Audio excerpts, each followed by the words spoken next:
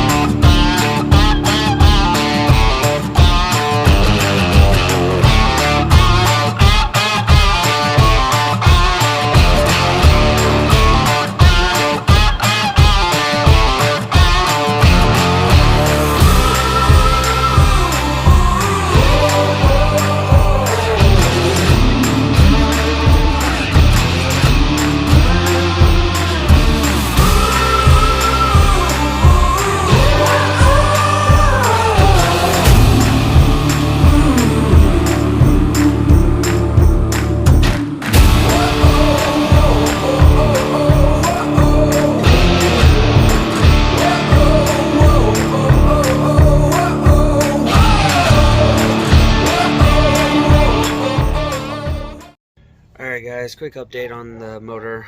Sorry, my camera actually stopped recording. Didn't realize it midway through. Tried going back and I didn't get that much video footage.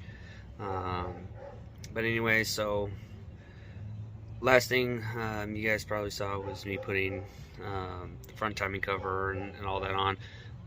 So what I basically did was put the rocker arms in, the push rods, all that, and then I went with a kind of a little bit different paint scheme for the motor.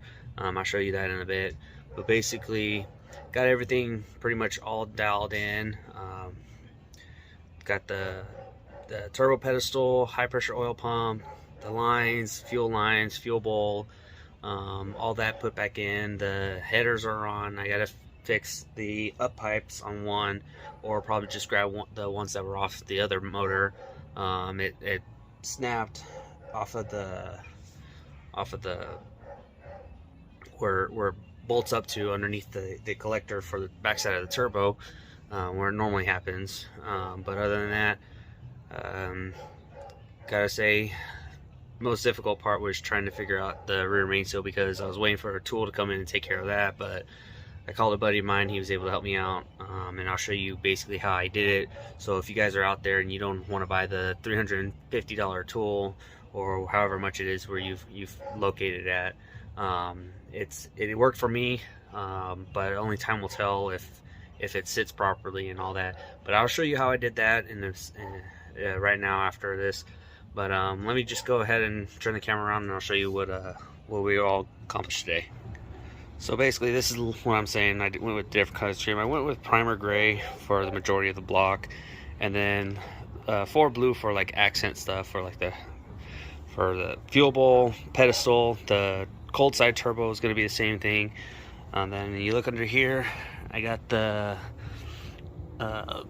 strictly diesel dipstick adapter on, light blue for the oil pan as well.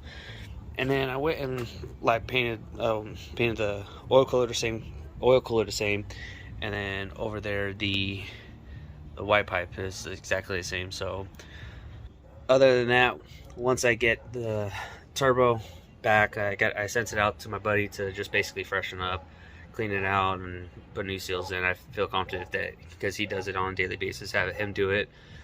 This is my actual first turbo application vehicle. So okay, so if you can barely see, what I did was I took the motor off the stand, put the back plate on, and then when I put this on, because it has a wear ring, I used the spacer from the flywheel or the flex plate, lined it up with the pilot, got like three bolts in, tapped it in, and then went back and forth between the 3 bolts, and it sunk it in. The ring's not all the way seated in because the bolts bottomed out inside the crankshaft. So once I get the spacer and the flex plate on, everything should be all said and done. So, but like I said, I'll get that tomorrow. I'll figure out what's going on with my camera tonight, so we can get a time lapse of it going back in. But other than that, thanks for sticking around. Sorry that I didn't get a lot of the video recording done, but that's my own fault. I should have checked the camera more often. But I'm getting it off here. Thanks for watching. Like, comment, subscribe, share with your buddies, and as always,